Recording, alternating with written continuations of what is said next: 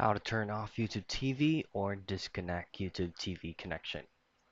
Now, this method may actually vary depending on what device or gadget you're using.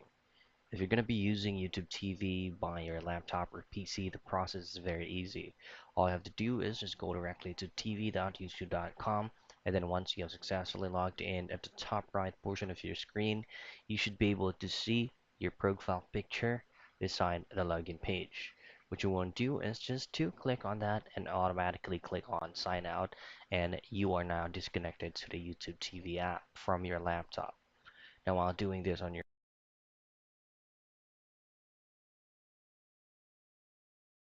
version by using the YouTube TV app, and then just simply hit on remove account.